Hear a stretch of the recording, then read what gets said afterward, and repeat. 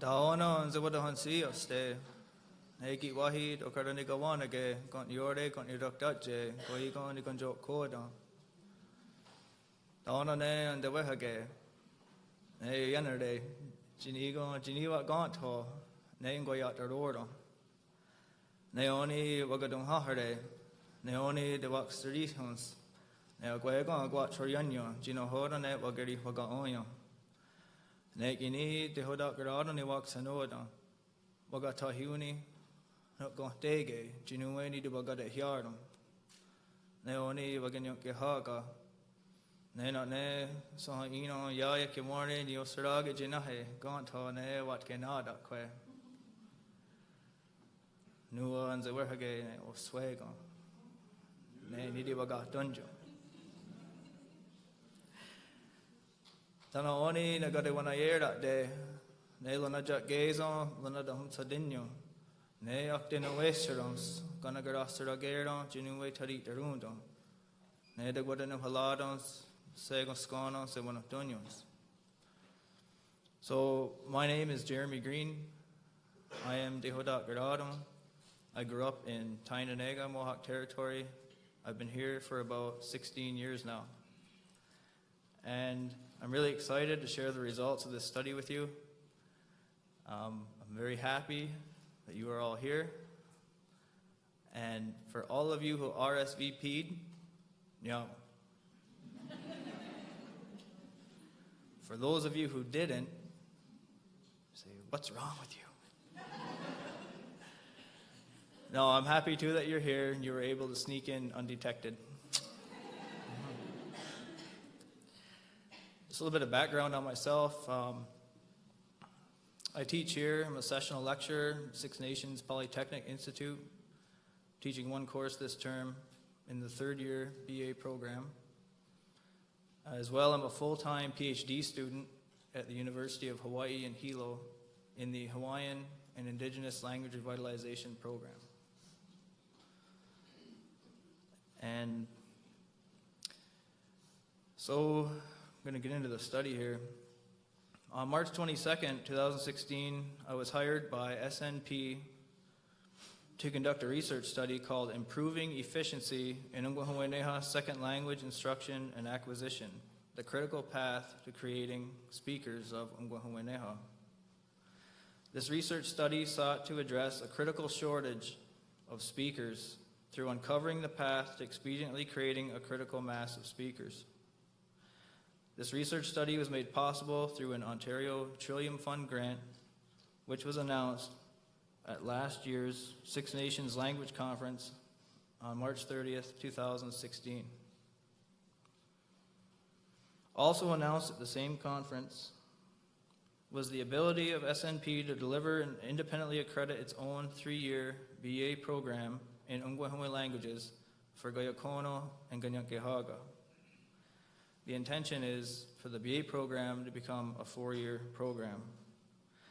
The overall goal of this research study was to pull together, under Wadi Hanto, the collective knowledge of the past 46 years of language revitalization efforts through language planning at Six Nations to assess language acquisition techniques so that Six Nations Polytechnic Institute can become more efficient in language instruction for the purposes of increasing proficiency of learners both at SNP and throughout the community at Six Nations.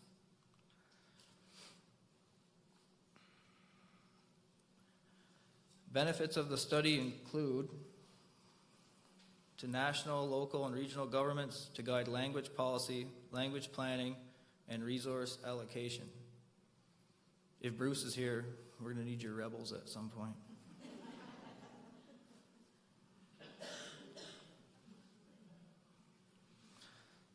To provide assistance to language program administrators and teachers to guide program design, structure, delivery, content, staffing, reporting, and assessment, and also to support past, current, and prospective students in Onkwe'honwehneha language programs to build on our success in creating second language speakers and to create opportunities for a wider number of our learners to achieve high levels of speaking proficiency.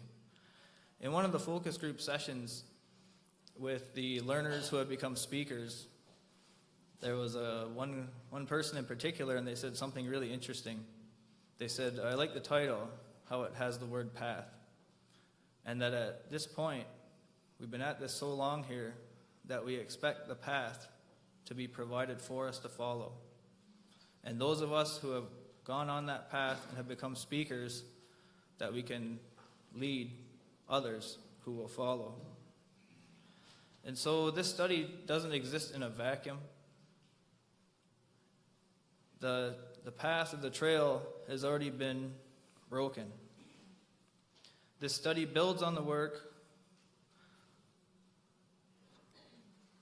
of such groups of people, nations as Onkwe'honwehneha, the Haudenosaunee Confederacy Council of Chiefs, who continued to hold councils even after the imposition of band council in 1924, and these councils were held in our Haudenosaunee languages.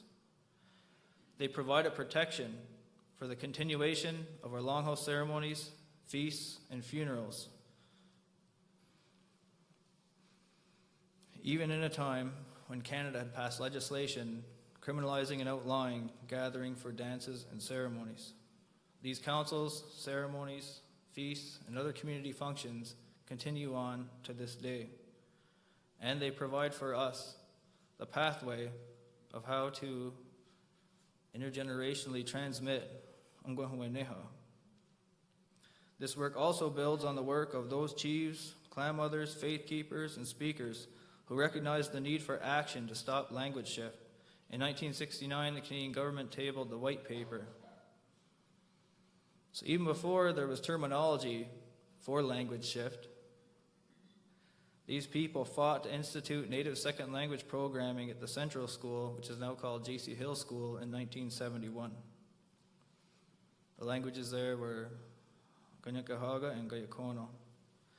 This study also builds on the work of all of our families who continue to conduct the ceremonies and to transmit the speeches through their family lines, and to all the people who work to document our ceremonial speeches when they realized that there were less and less people to speak for the ceremonies, and they made it possible for us to maintain these till today. And now we even have the Haudenosaunee Resource Center. They've taken a lot of the recordings and transcribed and translated them and made them available to people in the community. This research study also builds on the work of all the parents who lobbied the various longhouses in the 1970s to establish the first immersion school at Six Nations. This was realized through support of the faith keepers at Onundagon, the Lower Cuga Longhouse, and was held in Pat Sandy's store. This is in 1976 and 1977.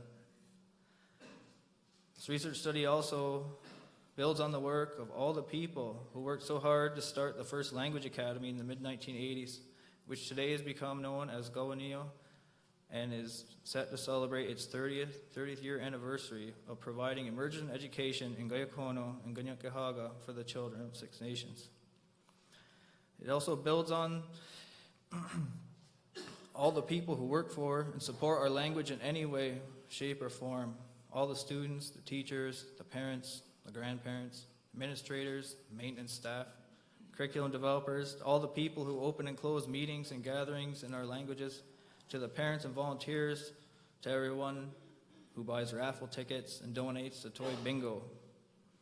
And finally, this work is built on the efforts of our remaining speakers. It is because of your courage and resolve that we today have the opportunity to see our languages live again through your efforts and stewardship. To all of you, Digwanu Hordadas.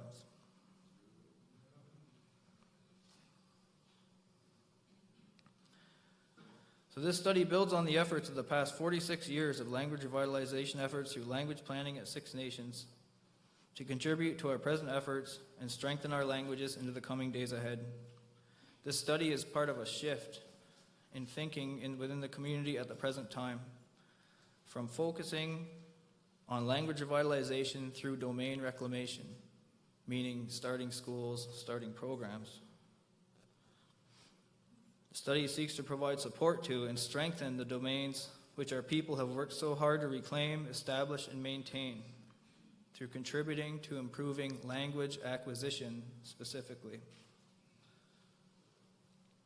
So in this presentation, I'm going to discuss my methodology, how I conducted the study. Then I'm going to share study findings. There will be a short 10-minute break.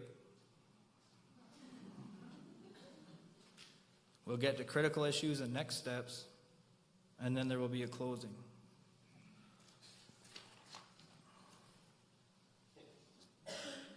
The study was conducted between March 22nd, 2016 and February 2nd, 2017 at Six Nations of the Grand River Territory. There were a total of 103 respondents who were either current or former teachers, administrators, support staff, and or students of Six Nations language programs. The study had 95% participation of all the current language programs and organizations at Six Nations. There was one central question: how do we create a critical mass of speakers of Onkwe'honwehneha in the shortest amount of time? Our people are very pragmatic people, and we always try to find the most efficient way to do everything. The study goals were to discover, define, and present the critical paths to expedient second language acquisition, to discover, define, and present the language acquisition strategies that work best to improve speaking proficiency and in which instructional frameworks, to assess language acquisition processes so that SMP can improve efficiency in language instruction for the purposes of increasing proficiency and of creating a critical mass of speakers. Also, to create opportunities for networking, communication, and coordination between language program administrators, directors, teachers, and students in the Six Nations community over a longer term to shape existing and future language programs through collaborative dialogue and discussion, and to build on our collective experiences, knowledge, and expertise. So in looking to answer the goals of the study and the central question, I had 7 primary questions. So we're going to look at the pathway to creating proficient speakers. First thing we had to look at was, what is Onkwe'honwehneha? If we want to create speakers, what is a speaker? To build on the patterns of success of our people who have become speakers, what have they done? To also observe the commonalities of their experiences and practices. To also define what is speaking proficiency. To look at which language acquisition strategies work best and in which instructional frameworks. And finally, to create this mass of speakers. So we're looking to create minions. And we're going to continue the work. A little bit about the conceptual framework that I used. This is the basis or foundation from which the study proceeded. First is autoethnography. What this basically means is that I'm a member of the community of people who I am studying. Next would be critical theory. Anyone familiar with Paulo Freire? He says that we must come to deconstruct our present reality in order to perceive it clearly, in order to transform it. As well, from Onkwe'honwehneha, ayungwari wayung se, consensus building. So in the focus group meetings, nobody was hairing up, nobody was pointing fingers, there was no "you're wrong," no one flipped tables and walked out of the room. I posed questions, and there were really good discussions, and people kind of went around and said what they thought. And in that way, a consensus was achieved. In terms of collecting the data, so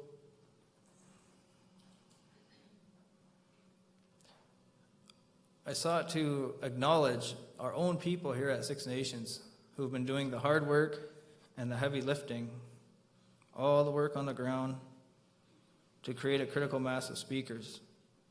Data was collected from people involved with the revitalization of Ganyokehaga, Gayokono, and Onondaatgiga, in particular, as these are the 3 languages with efforts organized to reverse language shift at Six Nations today.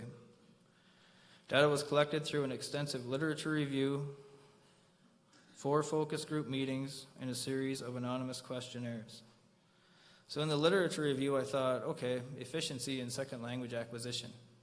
Someone out there must have assessment and evaluation techniques for this. And so I read over 100 articles from all the big names in global indigenous language revitalization. And what I found was some of them have proficiency assessments of their learners, mostly for elementary immersion education.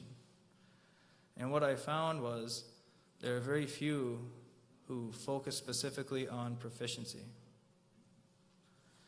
But from each one, for example, in Hawaii, they have the HOLA, H-O-L-A, Hawaiian Oral Language Assessment. So they go into their elementary schools and they have the kids speak and they have certain criteria.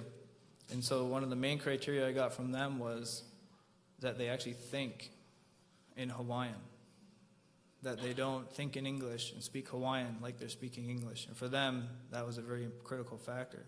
Another critical factor for them was peer group usage of the language outside of the classroom. And so from gauging that, they ascertained whether or not they had been successful in giving their children the language. There were 4 focus group sessions. So the first one had 9 participants representing 8 out of 11 language programs at Six Nations. And those were the administrators, program directors, and lead people of those organizations. The second focus group session was held with all of the NSL and immersion teachers at Six Nations. So I was very fortunate to be able to hijack one of their PD days and brought them all here. I'm very grateful for that. And there were 44 participants in that focus group session. The third focus group session was with instructors and teachers of adult learners. I had 7 participants, and that went very well. And the final focus group session was with learners who have become speakers. And we had 9, representing Onkwe'honwehneha and Onkwe'honwehneha. And then there were a series of anonymous questionnaires. For those of you who filled out the final questionnaire, there were 100 questions. If I had to do it over again, I would probably cut that in 3. Lesson learned. The anonymous questionnaires allowed for quantitative data to be paired with qualitative data, because qualitative data is somewhat limited. Basically, qualitative data were reports. We did this. We had this many students. We operated from this date to that date. And so I'm kind of looking at these thinking, okay, well, what did you use to assess proficiency? What did you use to say that you were successful in creating speakers? And so the quantitative data, numbers basically, gives this study some teeth. So that when you take the results of it and you try to leverage someone somewhere or you try to acquire resources, then you can quote numbers because and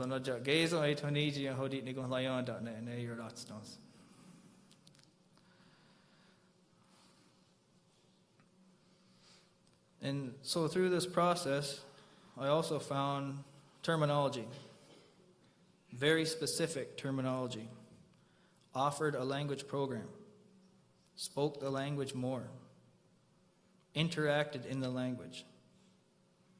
This still did not say how they assessed speaking proficiency or defined how it was that they were successful.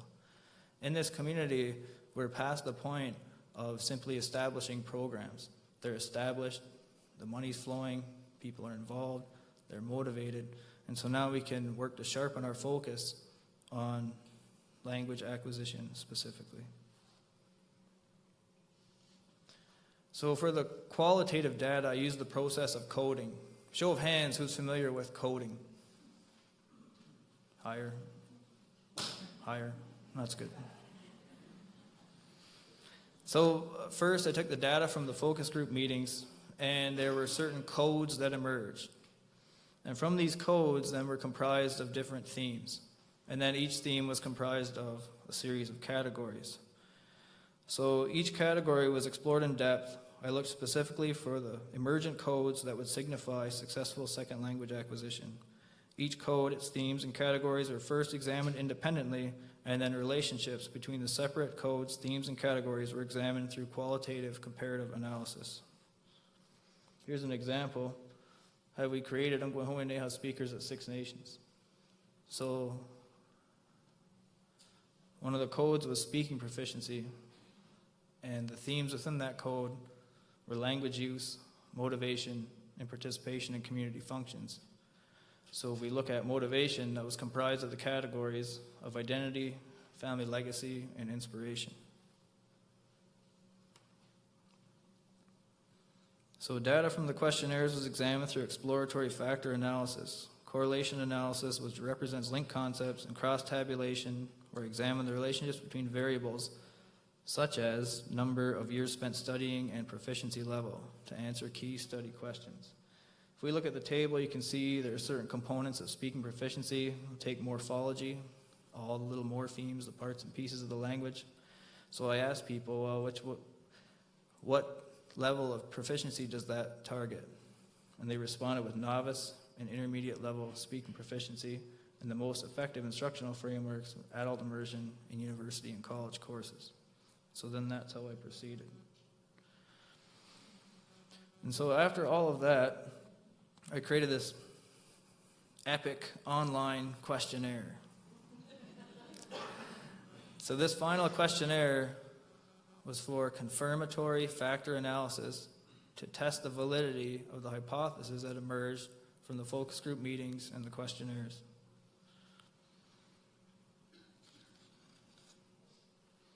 And so you can see as an example of one of the questions here, morphology. Which instructional framework was most efficient at teaching morphology of the language? I also looked at teaching methods. There were 17 different teaching methods in the survey. One was the functional notational approach. So then they would pick which ones they thought were the most effective. This question here allowed me to take all the questionnaires, all the data, and divide it up into those who responded that they are novice level proficiency learners on the American Council of Teaching of Foreign Languages proficiency scale. From there, I could ascertain whether or not they attended elementary immersion for how many grades. So if they were advanced level speakers, we'd say, okay, did they go to elementary immersion and for how long? Whether or not they attended longhouse ceremonies or feasts. So now I come to this, the disclaimer. And Onkwe'honwehneha, if he's here, I saw him with this slide at a presentation recently in Kelowna, BC. And I kind of liked it, so I thought, I'm gonna sneak that in there. The disclaimer is, I can only report on the data that was provided by those 103 people that participated in the study. I am reporting study findings, the collective knowledge of the past 45 years of language revitalization at Six Nations of these 103 people. So even though I'm Mohawk, I personally am not standing here trying to tell you all what to do and how to do it. I'm simply reporting study results. And so now we get to the good stuff. The first thing I want to share with you is language vitality at Six Nations. There are many scales that social linguists have developed to measure the vitality or endangerment of a minority or indigenous language. I chose to frame this in terms of vitality, which means life, because our languages are alive. And so if we look at the table, we can see native speakers at the top. Those numbers can be alarming. However, if we look at the numbers under those, you see second language speakers. 21 for Onkwe'honwehneha, 53 to 200 for Goyakono, and 8 for Onondaga. What's also written on there are the ways that the people in the focus group meetings counted who was a second language speaker. And you can see that they're all different. What this tells us is that we can put our minds together and come up with definitions for who a learner is who has become a speaker. If we look at the number below that, bilingual children, it's very encouraging. And so when we look at facts and figures like this, it's very easy to go to the place of, oh, our language is endangered, our language is dying. I choose to frame this in a different way, that the numbers here are actually trending upward. So even though we're losing speakers, we're also creating more. So then I came up with some definitions that emerged from the discussions in the focus group meetings. First was, who is a speaker of Onkwe'honwehneha? It's also defined as first language, native, birth, bilingual, multilingual. They're spoken to from birth in their home by their parents. It is their first language. They are raised within a community of speakers. They use the language out of the necessity to communicate daily. They speak the languages of their homes or communities. And I found something really interesting that came out was that a lot of people who are Ganyankehaga, Nihono Hanjoda, maybe they speak Gaikono. And the reason for that is not that long ago, a lot of our people were multilingual. And so whatever the language of your home was, that was the language that you spoke regardless of your national affiliation.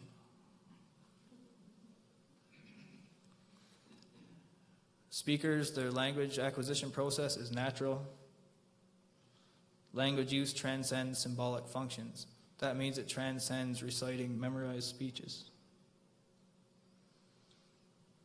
Another interesting fact that came out was that speakers can be the children of second language learners. So the category of speakers was divided into two parts. Something else that was interesting that came out was that we need to stop saying second language speaker. How do you know it's not their third or fourth or fifth language? So if you met someone in Toronto and they said, oh, my fourth language is Yiddish. They don't say that. They say, I'm a speaker of Yiddish. Or I speak French, English, Yiddish, Hebrew. And so I thought that was pretty good. Everybody kind of agreed that we should say speakers. So this category are for those learners who have become speakers. They have achieved the advanced mid-level of proficiency, according to ACTIFIL 2012. They are able to interact effectively in a community of speakers. They use the language out of the necessity to communicate daily. They strive to acquire native speaker-like syntax, semantics, prosody, and pragmatics. This means the expectation in this community is that our learners will sound like native speakers. The acquisition process is not natural, it's contrived, it's made up. And language use transcends symbolic functions. So just a note here, reciting speeches is very important to everyone in this community, and it builds some of the components of speaking proficiency, but it does not denote someone who is a speaker of our languages. So then we come to the category of language learner. They're progressing towards the advanced mid-level of proficiency. They interact in a community of speakers. Starting to sound the same, right? They use the language out of the necessity to communicate. They strive to acquire native speaker-like syntax, semantics, pragmatics, and prosody. They are actively engaged in a contrived or unnatural learning process. They use the language for symbolic functions because that leads to becoming a speaker. And so from these definitions, we can see common to all three paths are proficiency, language use, and participation in real community functions. The two separate yet inextricably linked currents of building or acquiring proficiency in the Haudenosaunee language through study, while simultaneously using the language in real community contexts, is absolutely critical in becoming a speaker of Onkwe'honwehneha. So for those learners who become speakers, there is a relationship between motivation, language proficiency, and language use. Each fuels and strengthens the other in a continuous, ever-expanding cycle set within the Six Nations community context. And so, I skipped some here. There are three pathways that learners who have become speakers have followed. The first one takes 15 years or more. I believe both gentlemen are in the room today. Extended self-study or residing with native speakers or speaking family members. Participation in longhouse feasts, ceremonies, and other community functions. Teaching in an immersion setting. And residing, working, or mentoring with native speakers. The second path takes 10 years or more. And most of these people would have started in the mid-90s. Most went to elementary or high school native second language programs. They participated in longhouse ceremonies, feasts, and other community functions. Adult immersion for less than a year. And then resided, worked, or mentored with native speakers. As well, extended self-guided study. So after participation in programs, no one paid them to learn, they just did it on their own. Path 3 threw me for a loop. Now, the people who followed Path 3 started learning around 2011, 2012. And we'll just go through it. They were motivated or inspired by hearing someone speaking in the language at a community event. They attended adult immersion for at least 3 years. They used the language on social media. They participate in longhouse ceremonies, feasts, and other community functions where the language might be used. They have a peer group who they study with at the same time, and they use Onkwe'honwehneha with their friends. And then after program completion, they reside, work, or mentor with speakers. Another interesting thing is that they create things that are new. They expand their identity into contemporary domains, and then they share these creations with others.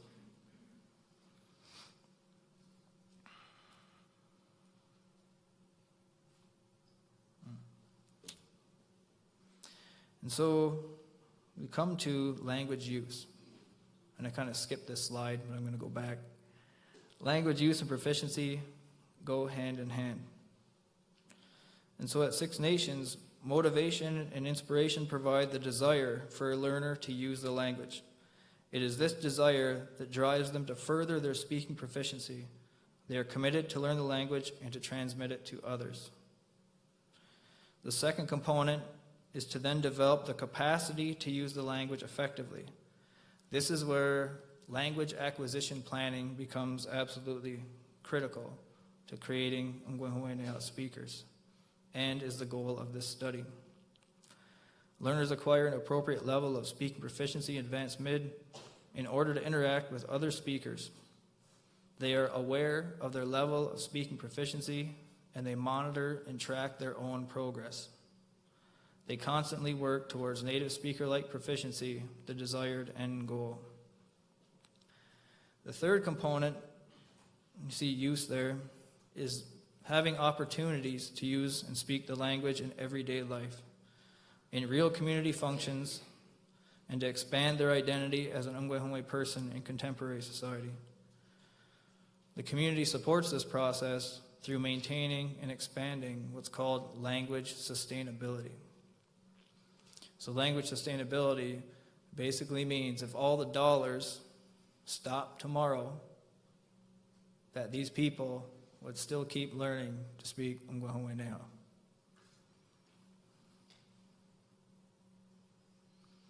And now we come to speaking proficiency. If you aren't acquainted with ACTIFL, American Council on the Teaching of Foreign Languages, you can go online, actifil.org,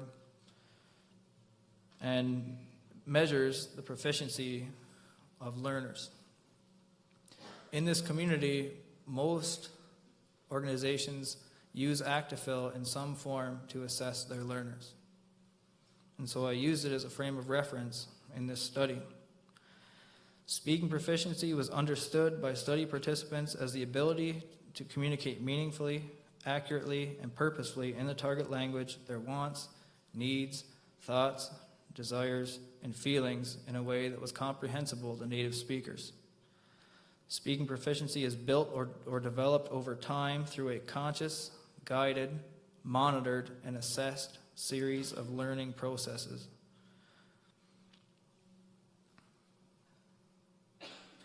And so, from the focus group meetings and the literature review emerged components of speaking proficiency. So I looked at ACTIFL, the Common European Framework, Canadian language benchmarks, all those sorts of things, and thought, okay, well, what's relevant to us here? So the first one, and these things are components of proficiency that a person has to master in order to become a speaker of Onkwe'honwehneha. First is phonology, sounds of the language. Next is morphology, little parts and pieces that make up our very unique polysynthetic languages. Words, sentence structure, word order, particle word usage. Semantics, the ability to convey intended meaning and be understood. Pragmatics is huge. And pragmatics is sort of emerging. And they're really starting to take a look at it now, social linguists. So instead of just learning grammar, our learners also need to know appropriate language use and social interactions, how to have a conversation, levels of formality and informality, co-occurrence rules, cultural norms, how to take turns, posturing, how to stand, gestures, what to do with your hands and your face, the etiquette of speaking or interacting in a certain language. Prosodics, pronunciation, tone, inflection, metalinguistic awareness. They have an understanding of how the language is structured or functions. They understand and take responsibility for and plan their own language learning process. They use the language. They are able to communicate effectively. They can listen. That's really hard to measure. How do you know if someone's listening? Like Darla's talking to her, doing Hidani, and he's sitting there going. Now, she doesn't know whether he really heard what she said. The ability to read and write. Language learning strategies. Processes and actions that are consciously used by language learners to help them learn a language more effectively. Cultural knowledge. Songs, ceremonies, games, values, foods, etc. Signs and cultural artifacts, and community, participation in an actual community of people. So that's similar to saying, okay, if a tree falls in the forest, does anyone hear it? So if I'm at home by myself speaking Mohawk, does anyone even hear it? So the language exists because it's used between people.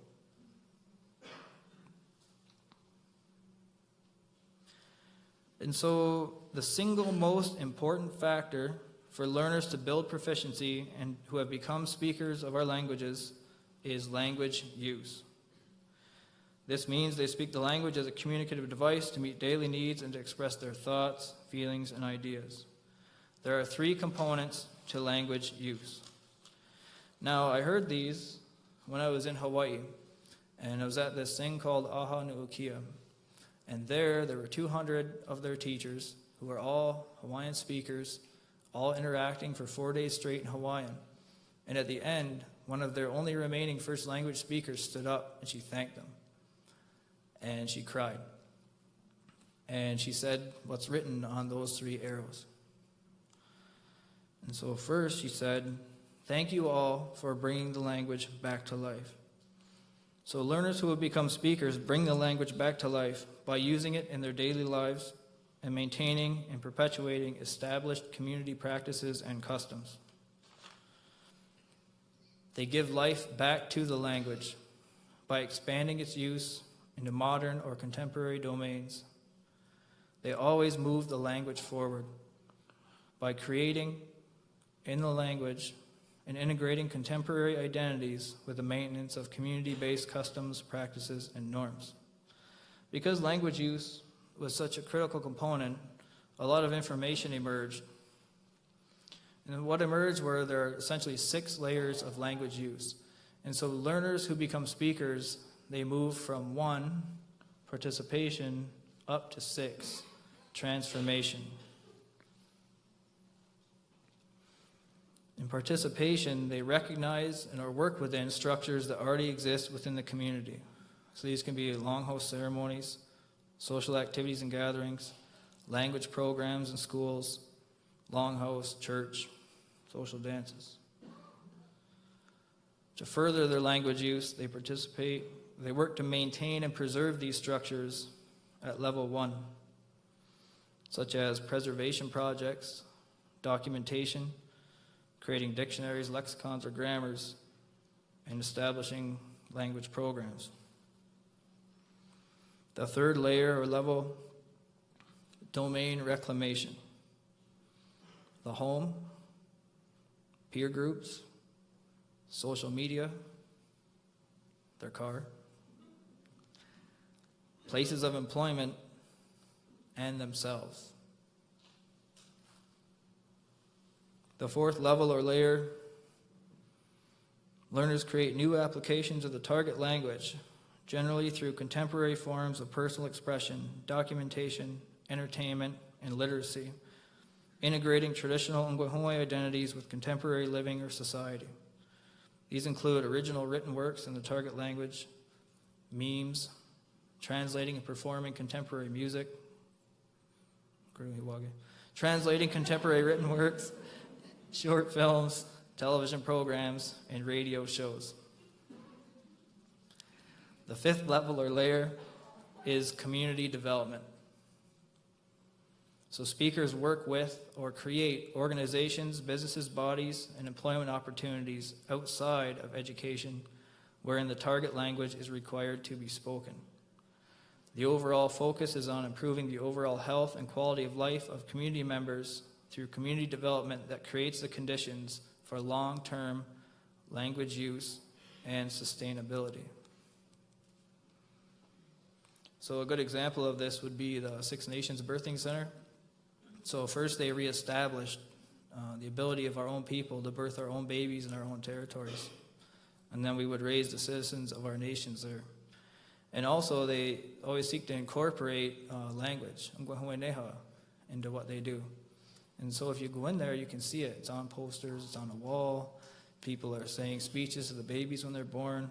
And so this is a step towards sustainability of the language through community development. The 6th layer is transformation. So what this means is it's not just Onkwe'honwehne people who learn to speak our languages. It will be the Hatnyo'o or Asani, Wadinarago. They might come to learn how to speak Onkwe'honwehneha. And in this way, there is a dispersion of Onkwe'honwehne language and identity. So we think about it, they're kind of started. Toronto is a Mohawk word. Ontario is an Onkwe'honwehne word. Canada is an Onkwe'honwehne word. They tried to establish constitutional democracy. So we can see that they're also learning from us, and that's what transformation means.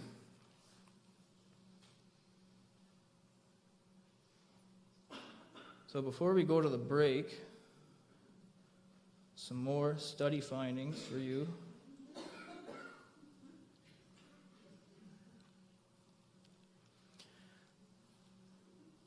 Five stages of language acquisition of Haudenosaunee language. And so the process of acquiring proficiency or becoming a speaker of one of our languages is unique to our languages. It's different from other languages the world over. We are coming to understand how to best teach and learn our Haudenosaunee languages. Simply put, Onkwe'honwehneha is not English. The languages are only similar in the fact that they're communicative devices, and that's where the similarities end. The biggest difference being English is analytic or word by word, and our languages are polysynthetic or comprised of a whole bunch of little parts and pieces. This five-stage process is not the way that native speakers learn one of our languages. This is the way that learners who have become speakers have become proficient in one of our languages as a second, third, or fourth language. And so the 5 stages, the first stage is motivation. And so unanimously, everyone agreed that Onkwe'honwehneha is an indicator or signifier of someone who is Onkwe'honwe. As such, the use of Onkwe'honwehneha does not denote, has not yet transcended ethnic identity. So what that did was it allowed me to focus on internal factors, to focus on what it is that we ourselves are doing, not to focus on interlinguistic factors between different languages such as English and Onondaga. A lot of the research out there today that you can read focuses a lot on these one-size-fits-all models for domain reclamation, ecology of language paradigms, or our right to speak our language. And they focus on the inequalities between two bodies of people who speak 2 different languages. And so what I found was it was really good to help me focus just on us, on what we have done.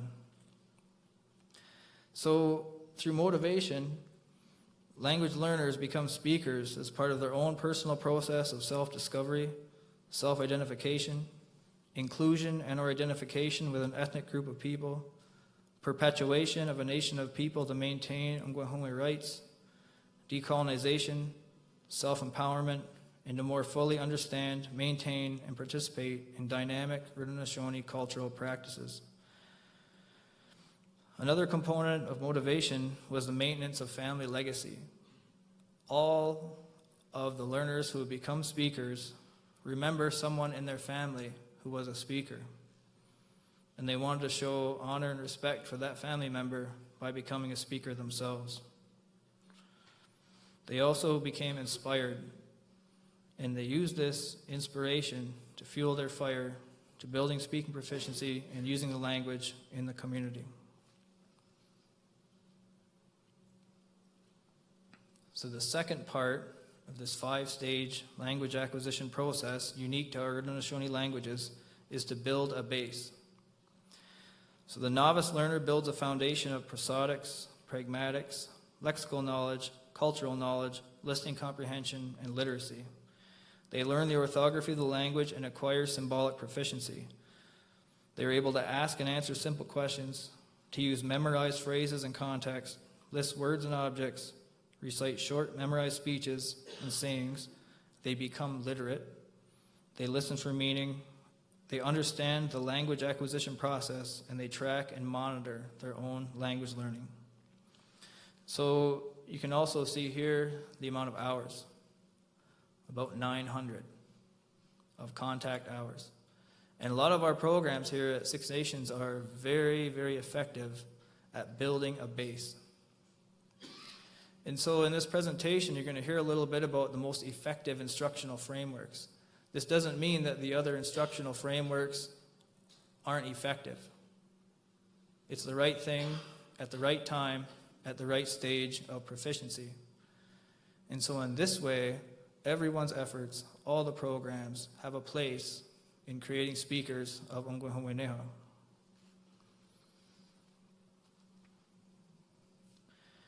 Now, the third stage is absolutely unique to our languages. English has this somewhat, but not really. This phase has emerged specifically from the teaching and learning of our languages as polysynthetic languages. It is absolutely critical to understand the morphology of our languages in order to become a speaker of it. This was recognized by some people at Six Nations in the 1970s, specifically Reg and Marge Henry Goha, who worked with the linguist Marianne Methuen to create a teaching text, Wadawayestani, that incorporated the teaching and learning of some of the morphology of Gayakono. Today, the morphology of Onkwe'honwehneha can be taught inductively, meaning you don't know you're learning grammar, but you're learning grammar. To learners of all ages, using a syllabus organized around the structural approach and a language acquisition framework founded on interactionist approaches to language acquisition, teaching, and learning. As our Haudenosaunee languages are very similar morphologically, semantically, and syntactically, the same process can be followed to acquire one or more of our languages. So there are 3 parts to stage 3. So first, by learning all the little parts and pieces and the rules for how these little parts and pieces go together to make words, learners are able to create an infinite number of words and realize exponential growth in their oral language proficiency independently. Meaning they don't have to memorize tens of thousands of solitary words. They can build them. The second part of this process is to learn the syntactic patterns of how words are combined into sentences to convey meaning in context. The third part of this process is to ensure accuracy and meaning by copying the semantic patterns of speech of native speakers. So exponential growth has been realized through participation in adult immersion programs for a minimum of 2 years, or the equivalent of 1,800 hours of guided and focused in-class study to achieve advanced low levels of proficiency. 83% of learners who have become speakers attended adult immersion programs for at least 9 months. Of this 83%, 29% attended for 9 months or less and have taken more than 10 years to become speakers. Contrastively, 71% attended adult immersion for longer than 18 months, or the equivalent of 2 school years. Of this 71%, 40% attended adult immersion for 2 to 3 years, and in doing so, took only 5 years or less to achieve advanced mid-levels of speaking proficiency. So there's definitely a breakthrough there in adult immersion. But it doesn't stop there. So even though you can speak and you can manipulate all the parts and pieces of the language and you can be understood by speakers, you are just more than halfway there. The learner then acquires extended knowledge of syntax, semantics, functions, task-based language, content, thematic language, pragmatics, and prosodics, so that they can communicate effectively with native speakers across many and varied domains. This is stage 4, refining, polishing, and sharpening. So even though they're able to speak with native speakers, they don't sound like native speakers. They commonly lack knowledge of the pragmatics, culture, and customs that go along with speaking in Onkwe'honwehneha. They lack knowledge of levels of formality and appropriateness. They lack diversity and richness of vocabulary and word choice. They lack knowledge of colloquial expressions, sayings, slang, contractions, and idioms of Onkwe'honwehneha. In stage 4, these learners refine, polish, and sharpen their language while constantly progressing toward achieving native speaker-like proficiency through 1,800 to 3,600 hours of contact time. And there were 2 instructional frameworks which were highlighted as being most effective for stage 4. The Master Apprentice program and a year 3 of an adult immersion program. And so this is the point where our native speakers become absolutely essential.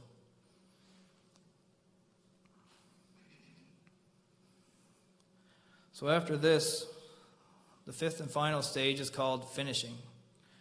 So speakers start to acquire native speaker-like prosodics, pragmatics, semantics, lexical knowledge, and discourse or text types, mainly by working, living with, or mentoring with native speakers, or interacting with the documentation of native speakers. And this is where sufficient documentation is absolutely huge. That we need to be documenting all of our remaining speakers, and not just storytelling, but get 2 or 3 of them together and document conversational language. This stage progresses for the life of the learner. It's in this stage where they learn the language of very specific and specialized domains, registers, structures, trades, professions, the arts, and new, expanded, or revitalized domains and registers. And so in summary, we can see the 5 stages here. The first stage is motivation. They become motivated to learn the language. Second part, they build a base. They're at the novice level, 900 hours. The third is exponential growth. They're at the intermediate level, 900 to 1,800 hours. In the fourth stage, they refine, polish, and sharpen their language at the advanced level to work towards native speaker-like proficiency. In the fifth and final level, they proceed towards what are called superior and distinguished levels of language proficiency. And this is generally done through self-guided study, working, living with native speakers. Hey, Ruby and Betty can take some of these people in at stage 5.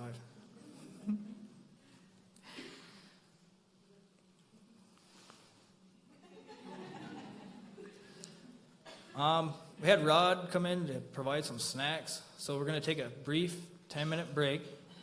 We started late, so we're going to say at 8:14, you will come back and we will reconvene. And when you come back, I'm going to talk about the qualities, traits of learners who have become speakers, the most efficient and effective instructional frameworks, and the most effective and efficient teaching methods. Okay, right.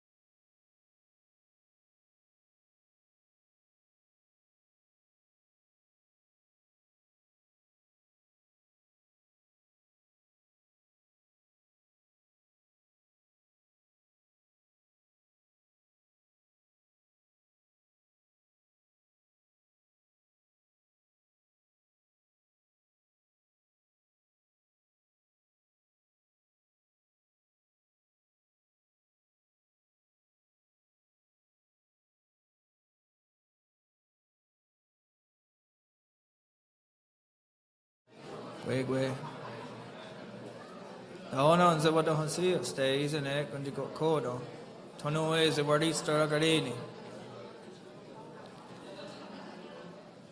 I have 1 minute for everybody to find their chairs, and we'll get back at it.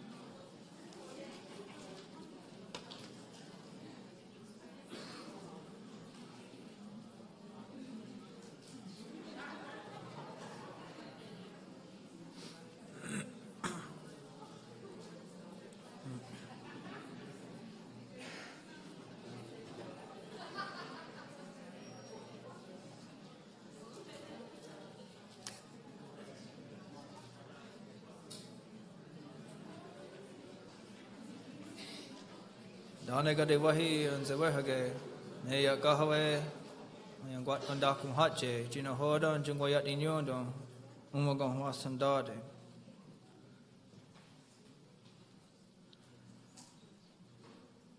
Other results of the study, and it's a 100-page study.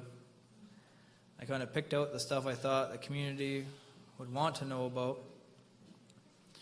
And so what emerged from the research: qualities, traits, and habits of learners who become speakers of our Haudenosaunee languages.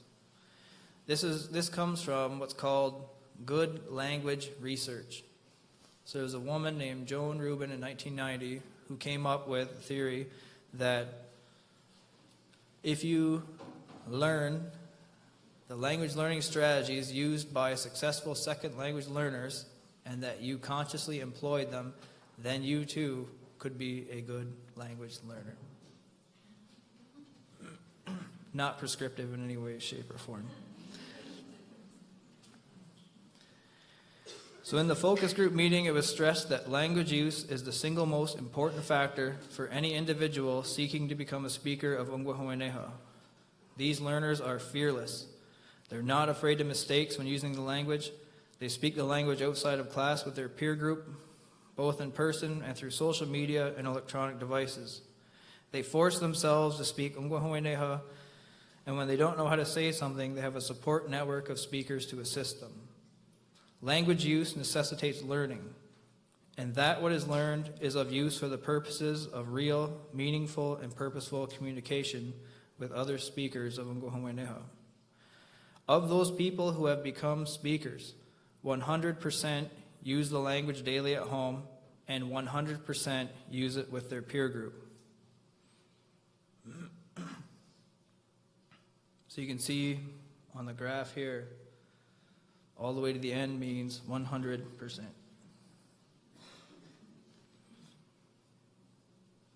In terms of learner process, learners who have become speakers use technology to assist language learning at 100%. They use language learning strategies to assist language acquisition. They study or learn to speak the language at the same time as a friend or a family member. An interesting finding was that 100% of learners who become speakers are already graduates with a college diploma or a university degree in many and varied fields of study. In terms of learner traits, skills, and abilities, they experiment. They're not afraid to make mistakes when speaking the language. They participate in community events. They were students in adult immersion programs for at least 10 to 18 months. They mentor with native speakers after participation in these adult immersion programs. Self-study. They create with and in the language, and they share these new creations with others. A really interesting finding of this survey, and one that absolutely surprised me, was that 100% of all the learners who become speakers are fully literate in Onkwe'honwehneha. And a lot of times we focus on getting them to speak, but one of the keys to getting them to speak is also to have them become literate. Another interesting finding was that the least effective instructional framework for teaching literacy was elementary immersion, and at 53%. And the teachers there need support, they need resources, and they need training, which they said they will gladly take if they were given the opportunity to participate in it.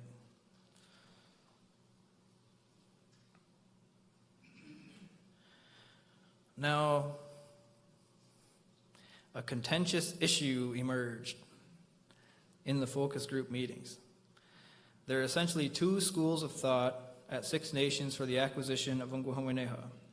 Those who want to learn only from first language speaking elders, and those who will learn from whoever is able and willing to teach them.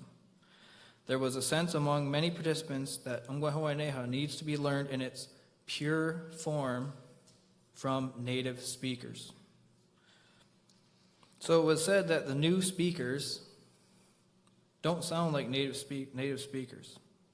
They lack knowledge of the pragmatics, culture, and customs, accent. Their language lacks diversity and richness in vocabulary and word choice. In spite of all this, learners who have become speakers are least likely to feel that they have to learn only from native speakers at 29%. 93% of these learners also believe that a person must know and understand the grammar and be able to create and build what they want to say for themselves in the language. Contrastively, out of all the survey respondents, 38% were at the intermediate level who have been studying for 10 years or more. They are the least likely to want to learn from anyone but native speakers at 54%, and they believe the least that it is necessary for a person to be able to create and build with the language in order to become a speaker of Onkwe'honwehneha. 100% of language learners who became speakers who have studied for 5 years or less believe that it is necessary to both be able to create and build with the language and also to know the grammar.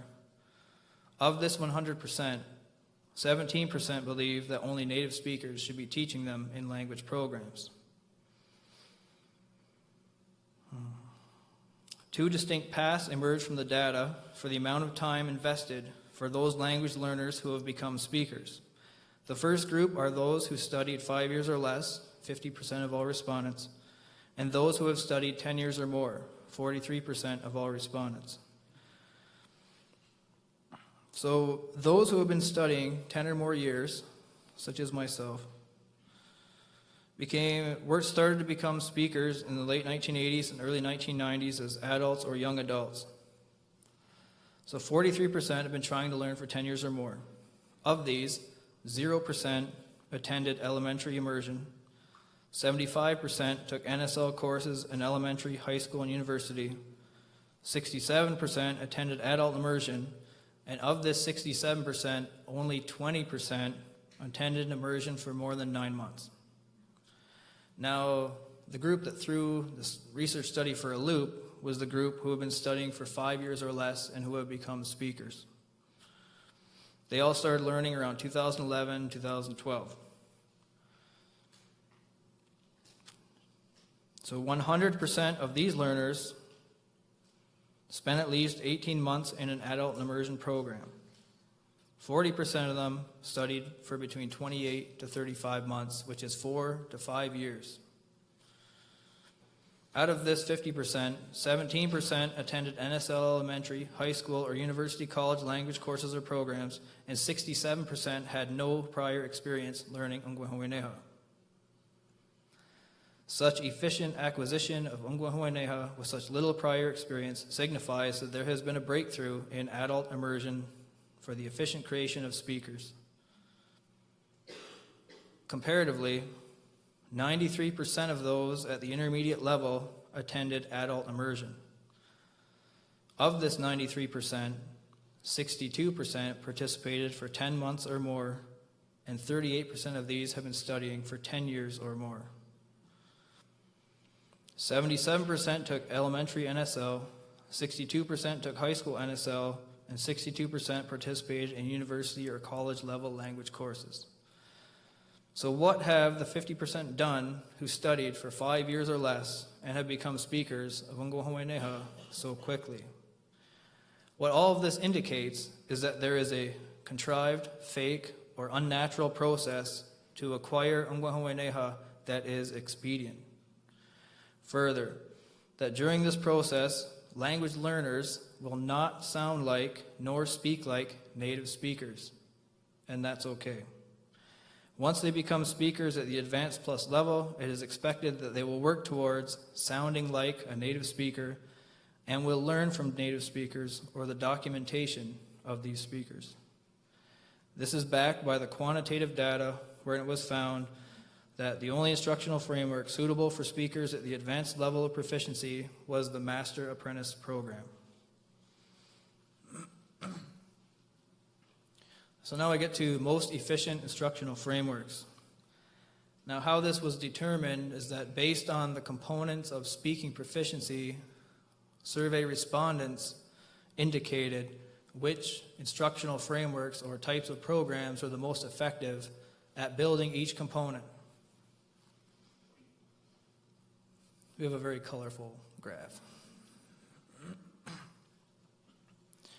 The most effective instructional framework for creating speakers is adult immersion. This is followed by the Master Apprentice program, which currently, as far as I know, does not exist.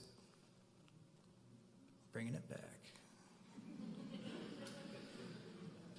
This is closely followed by elementary immersion programs. Again, because the ratings are low doesn't mean that those instructional frameworks aren't effective.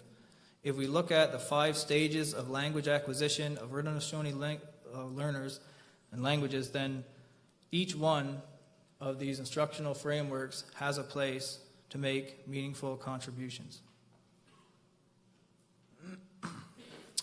There are 39 points of why adult immersion is the most effective. I'm not going to tell all of them to you. This study will eventually be published in a report, and you may read it for yourself then. I thought I would share some of the interesting tidbits with you, though. These programs have it in their mission statement that their goal is to create speakers and build proficiency, and that is where it starts. They make the language accessible and the learning process understandable for learners through social media, websites, media programs, YouTube channels, online programs, and in print resources. You want to know? Google it, bang, the information is right there. Differentiates instruction, meaning the instructors understand the level of proficiency of every single one of their learners, and they interact with them in ways that builds their specific level of proficiency. Uses interactionist approaches. This is, there's no papers, there's no pens, there's no books. You sit and you speak. They provide opportunities for real-life communication within the program setting. They use ongoing formative assessments, so they have a curriculum and they follow it, and then they actually assess what's in the curriculum, usually bi-weekly or tri-weekly. And then they also use annual summative assessments or summative assessments that are internationally recognized and proficiency-based. Actifil. These programs consult an advisory board of people made up of people who speak the language and who are also researchers, graduate students, or professionals in the field of language revitalization to guide program direction. They strive to constantly improve program effectiveness in creating speakers through an ongoing cycle of internal and external evaluations, meaning they have someone from outside of their program come in to evaluate what it is that they're doing. They encourage creativity and extension of Onkwe'honwehneha identity through media and the performing arts. They use many and varied forms of feedback. Feedback is error correction. So let's say Fran says something in class and I look at her and say,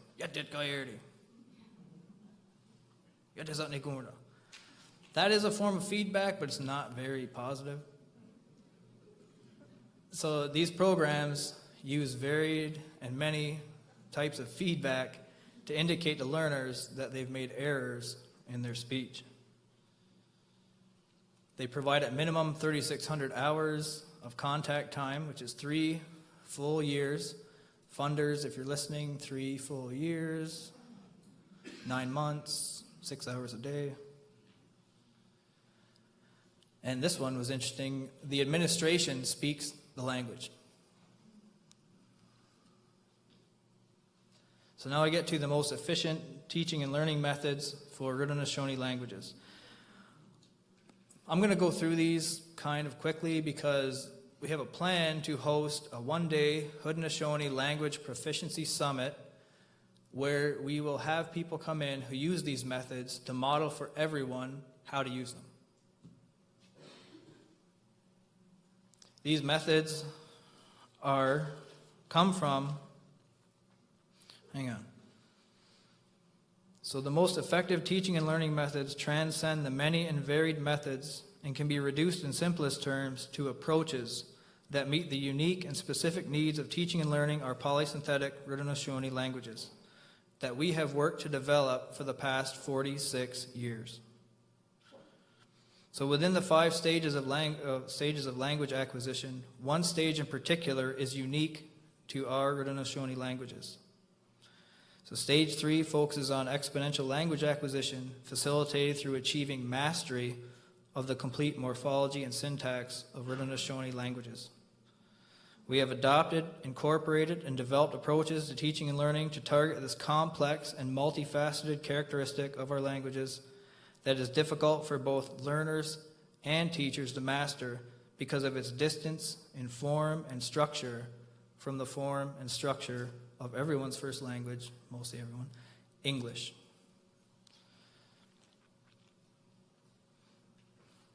And so the first method is what's called the structural approach.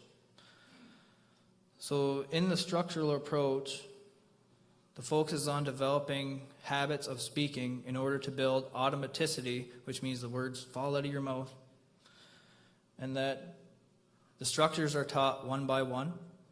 They're taught inductively. Again, you don't know you're learning grammar, but you're learning grammar.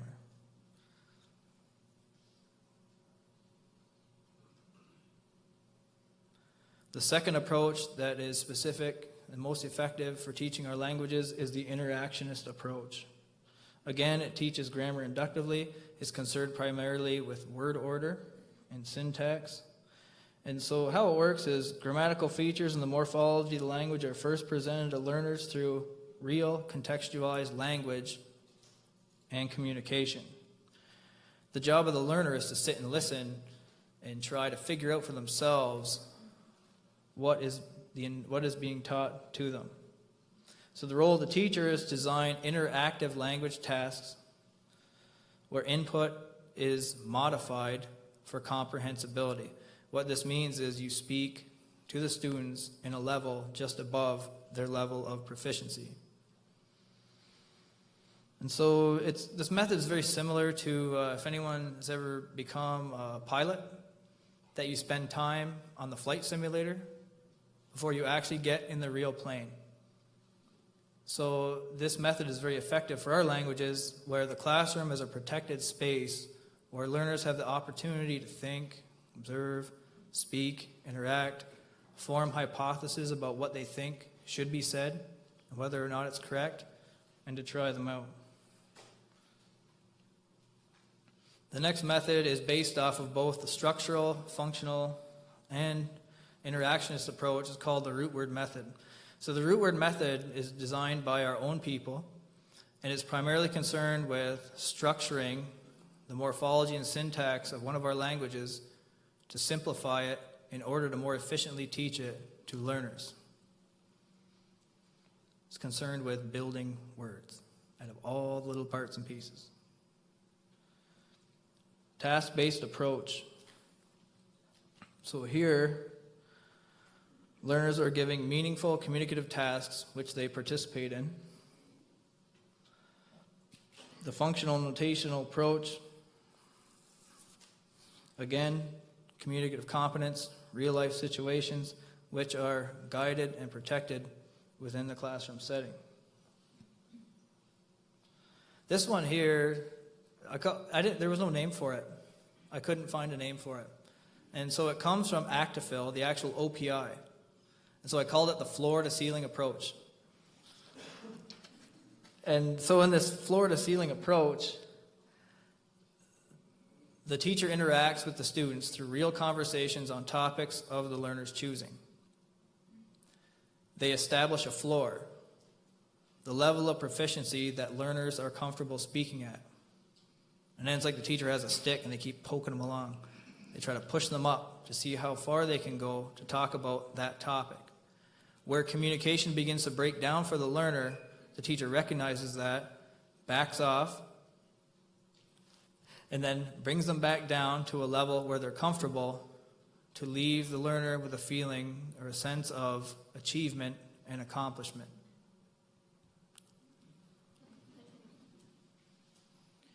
Longitudinal experiential learning. So if you take, let's say you have a son, and say your son speaks Mohawk, and you take him out tapping trees every year, and then the fourth year, someone shows up, and they go to the sugar bush with you, and then the 4-year-old is explaining everything to them about how it goes using all the right words and terminology in Onkwe'honwehneha. That is the longitudinal approach. There are no tests, there are no exams.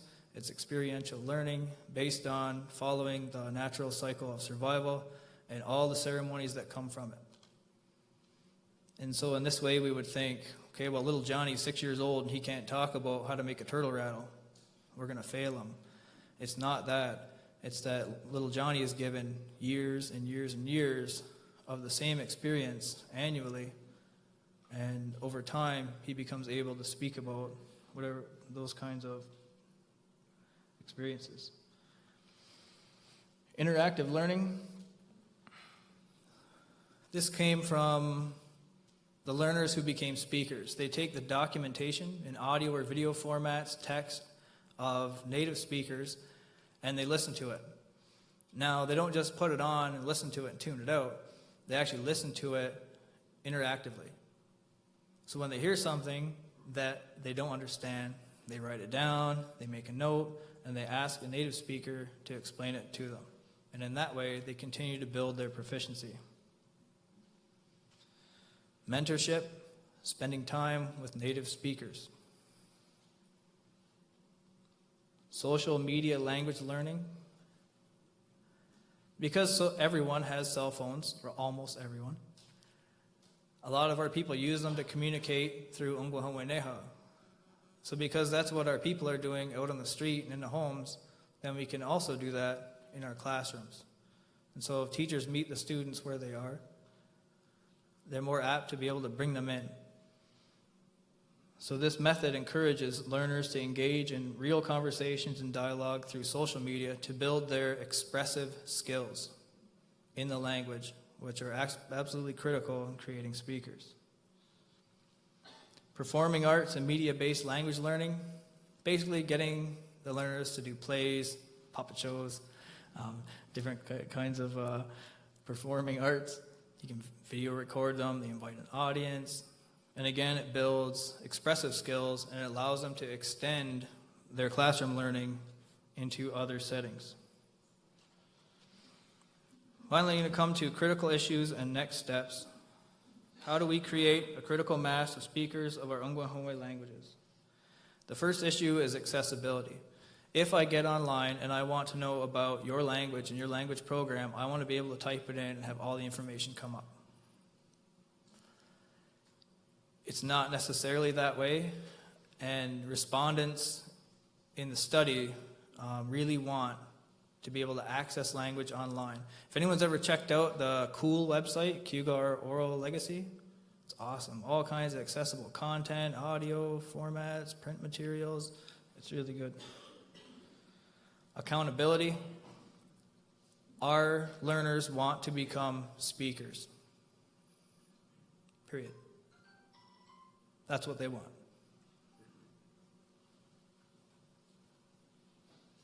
Support comes in many forms. One, our learners must know the learning process for how to become a speaker of Onkwe'honwehneha.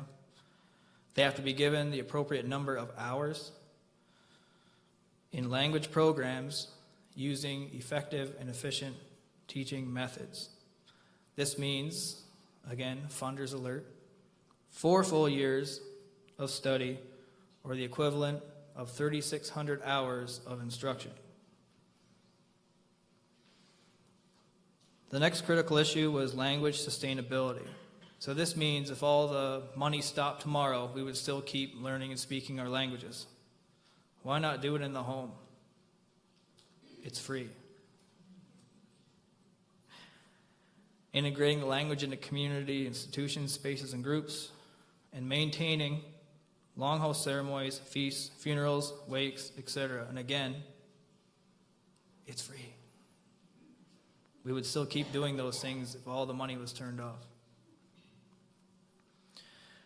In elementary immersion schools, there's something called the second language learning delay. This means you have a whole classroom full of of people who don't speak the language that they're being instructed in.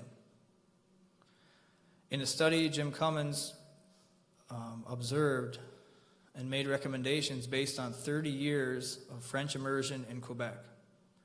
And what he found was that direct method or full immersion is not effective in creating second language speakers of the French language. And so he called for basically second language instruction within immersion frameworks. And for our languages at Six Nations, we know that that is very effective. Our teachers need help. The biggest thing they need is time. Time to become more proficient, time to develop more resources. Most of them said they were never trained in second language acquisition techniques in their teacher education program. They said if someone were to offer the training, they would gladly take it. Scope and sequence for the development of components of speaking proficiency by instructional framework. Can-do statements. Community language strategy and community language plan. And people stress that this wouldn't be made up by 1 or 2 people, that it would include everyone. Documentation. All 3, Cayuga, Mohawk, and Onondaga, everyone said that there is absolutely not adequate documentation of native speakers.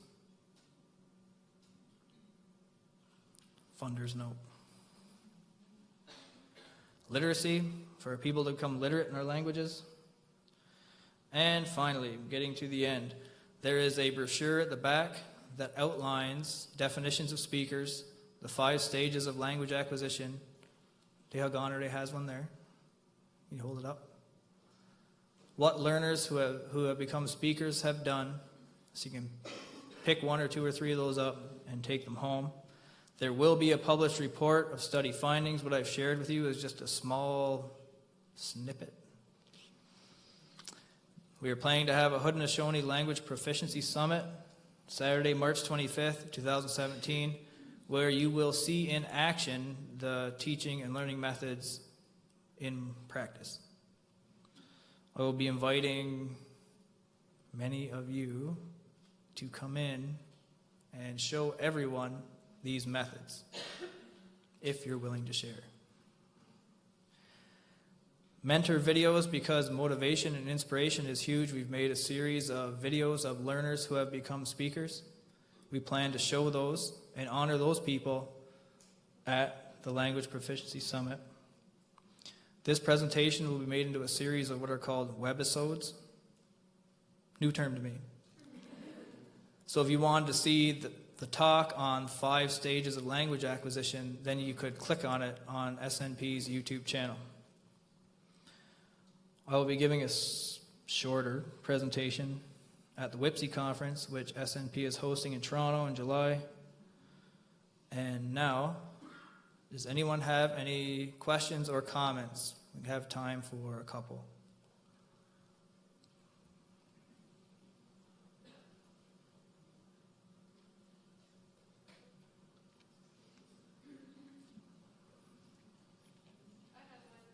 Yes. I invited a large cross-section of people from the community to come participate, yes. Yes.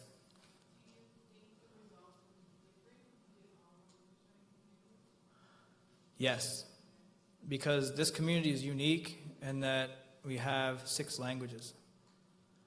And so the needs of this community are very particular and different, maybe similarities, but are unique to the people of this community. And so that's the way I proceeded, because that was the information that came back from the very first focus group session. In terms of providing more teacher training, do you think that some of the models like the Middlebury 6 weeks or immersed, more intensive language camps might be helpful to give teachers a chance to improve their proficiency and kind of building off of what you presented here? Teachers need long-term and sustained support.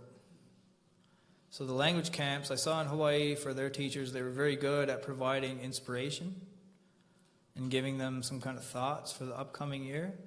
But in terms of proficiency, it was just too short a time. The hours for our languages to become proficient are quite extensive. It's one of the most complicated languages in the world to learn. So, but if you were to like maybe bridge those concepts, not just a language camp, because I know there's a whole research associated with language camps. Mm-hmm. Their efficiency, but to combine that with the master apprentice approach, and then try to tease things out. Long-term and sustained, yes. Mm-hmm. Yes. I just wondered, some of the categories that you use, like the usage level, Mm-hmm. the way that you had them ordered, did that come from the data, or is it just ideas? No, it came from the data. Everything I reported on comes from the study. The actual order itself, you kind of see like as they moved up in proficiency, then they used the language in different places and for different purposes. And so the more proficient speakers created more with the language, extended more into contemporary domains, attempted to engage outside as well. Yes? Oh, sorry. Onkwe'honwehneha? Oh, yes, ma'am.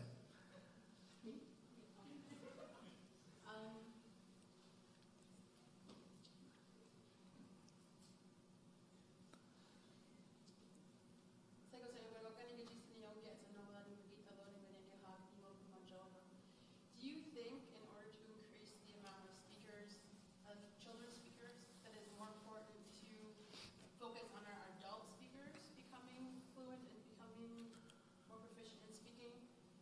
So I guess my question, like based on your study, in order to increase the amount of children that are speaking, is it more important to focus on the children, or is it more important to focus on the adult speakers? The study results indicated that the most effective instructional framework for creating speakers of Onkwe'honwehneha was adult immersion. So for children to become more fluent, then we need more adult speakers, is what you're saying? Well, the study would indicate that, yes. You're so tough, huh? One more question. Yes. Oh, 2 more. Yes, go ahead. Mm-hmm. What do you think is a good course of action then from what you're studying indicate where we are and where we need to go in terms of implementation of these? I'm thinking about the findings of the study. When I was in Kelowna, there was a guy there, some people know him here, Kel Salem. And he teaches the Hulkamalum language in a full-time adult immersion program at Simon Fraser University. You think, how is that possible? They go to school there Monday to Friday, 8:30 till 3:30 every day. And they're working to progress past the first year. So they had an ally on the inside whose name is Marianne Ignis, and she made it possible to kind of do an end around the university framework and structure in order to offer full-time adult immersion. The hope is that that program will become 4 years. So now we think, okay, in universities, in BA programs, the funding is generally there for instructors, the facilities are there, the infrastructure is there, the support is there. So why wouldn't a university take in these immersion programs and make them full-time programs and accredit them? So to kind of marry the two together. Yes.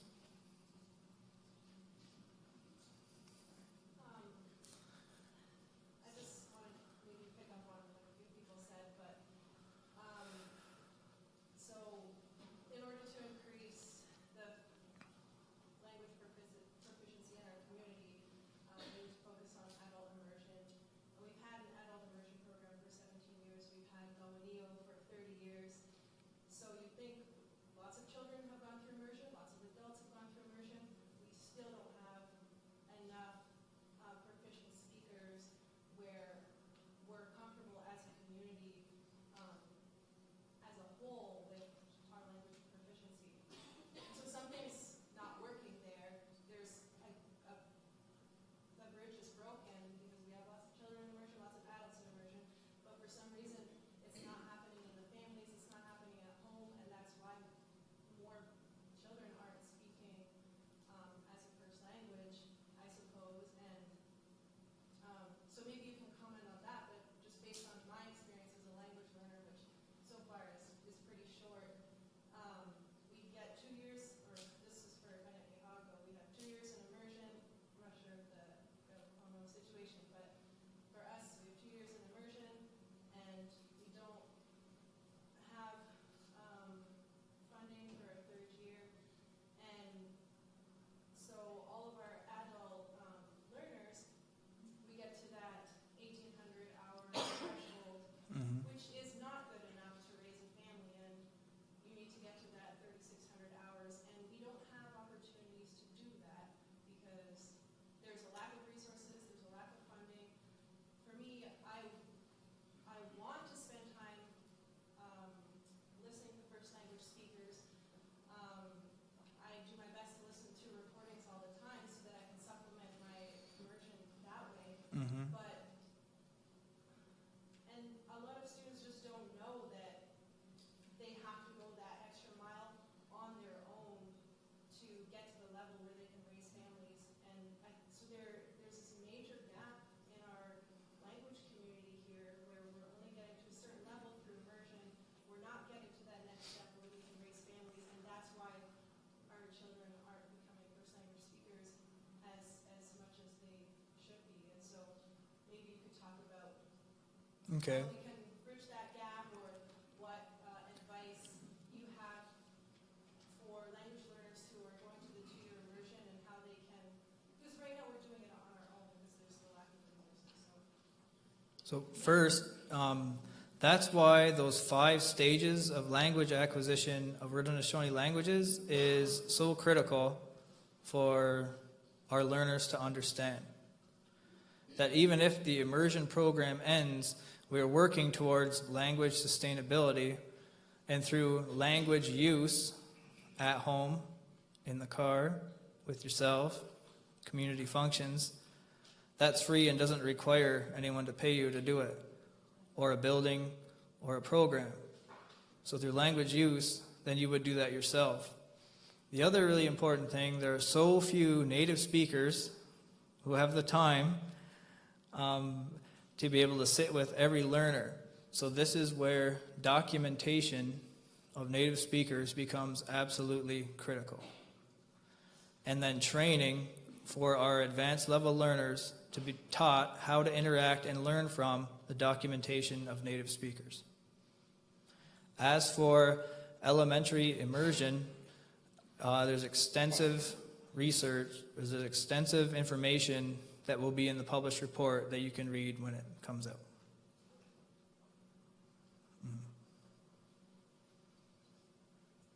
And I believe that is all. Ato got. Oh.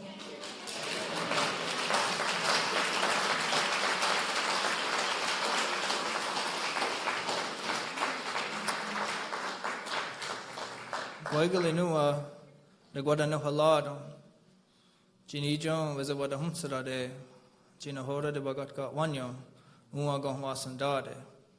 Dano Yanale, Gisegon Zewayem. Etagadinua, Nagade Wanayer that day, Ne Tono Gini Hardy, Tina Dunkwa, Ne de Yunkiada, Ne Wada, you teach Nigon Halajet, Ne Wada, you teach Nigon day. Scorn a New York G and Jetta what a jot away, Nate Tono way to the want the round. Donna Nua, the Dabat Nigorat Kashungo. Donna Oni, Gary what Neka, G and Wada, Junior Hanway, and they were Dadisege, Ne Onkwe'honwehneha, Dieto. Okay, you can go home.